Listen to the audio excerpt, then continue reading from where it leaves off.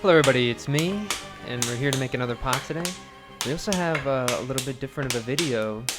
I got to shoot at a higher quality today, which is pretty exciting, so I can do some cool zoom-ins without losing quality. Also, that way to get that on the bat there was pretty cool, so I'm pretty excited to see it. Oh, dude, look! Yeah, so we can do that now, which is really exciting.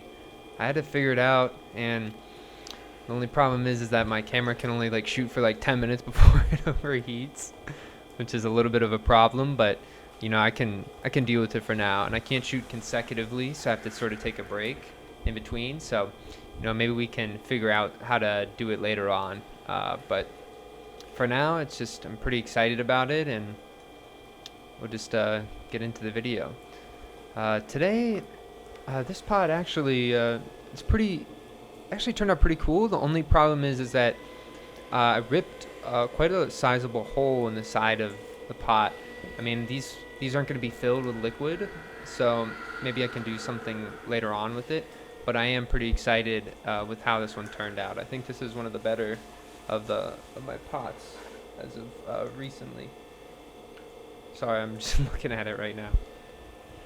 But yeah, I think a lot of times when I'm making these sort of pots, I get into, people always call it like a flow state, but the way I always like to describe it is like there's times when you're driving where it's like really brutal and you're tired and like you just want the car ride to be over, right? But then there's these times when you're like having ideas, and it's almost like, imagine if there was images on your windshield as you were looking at the road, right? And so that's sort of how I think pottery functions for me, is in that same exact way, and it sort of helps me out, and it makes things really interesting. I start having, like, it's almost like daydreaming. Some people, maybe it's similar to that, but it's not really like dreaming, it's like day thinking, image thinking. And so I do a lot of that when I get into these different flow states in ceramics. I also don't know how to fix some of those. I think I just need to have a fixed focus, but I still don't know how to sort of get that figured out yet. And so we'll get there eventually, y'all. But for now, we're just gonna do it this way.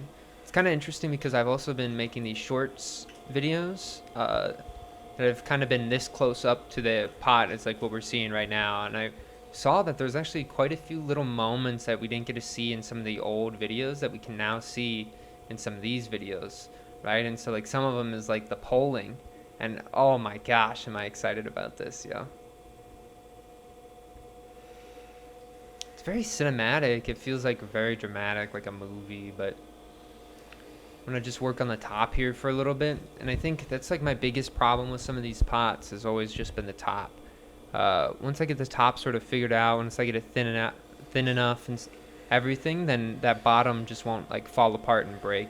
That's where shit usually goes south for me. Is I'm working on the top a little bit too much, and then the bottom is too thin before I sort of finish working on that top part. And here we go for that next pole.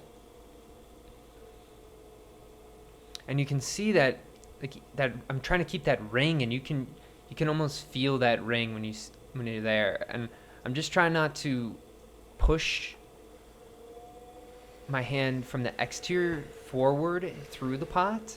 I'm really just trying to get to a point where they glide, where it feels like I'm not even touching the clay. That's really what it should feel like with those poles, especially once you get close to the top. The more you're trying to force and the more pressure you're applying on your fingers, actually the more you're kicking out the clay in a different direction or in some direction, right? I always think when I get to the top, I end up pushing my top finger a little bit too much because I'm trying to really stretch that clay out, but it's already a little bit compressed, or maybe there's nothing grounding it on the top because it's just open, and so it gets a little bit floppy. And so then that's when you really start to feel, because you're pushing so hard and you don't really notice it, and it's pushing the pot like in one direction, and then so when it circles around, then it's starting to like and then you can sort of feel those moments when you're throwing, you know. And so here I am. I'm gonna do my spiral pull here. This one I did a little bit too drastic, but I still think it looked pretty good. Like, it instantly folded just because it was a little bit thinner. But it sort of like did like a little, it had like you'll see, it has like a shoulder on the pot later. But here we are with the drastic pull.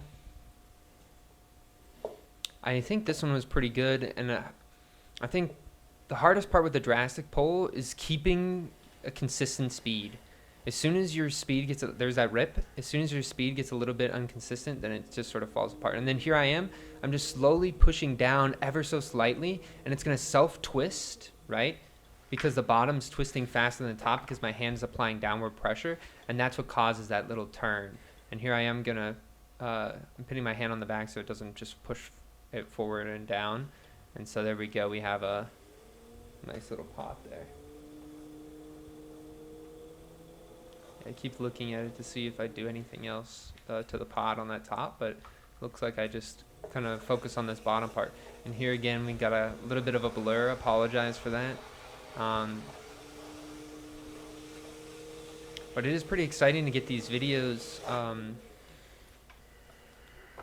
just looking a little bit more higher quality, maybe. I think it's actually kind of nice. Like, even something as simple as a zoom in does so much, and you can really start to see some more things that you wouldn't have been able to see before. And so I'm pretty excited about that. And so hopefully that can help you guys out, whether you want to like get into pottery and sort of understand what you're doing, or if you just want to like see sort of the satisfying qualities of like somebody making and manipulating material. And here I got a little bit messed up, and so here I'm going, you can see right there it got messed up, and so I'm just trying to go fix it.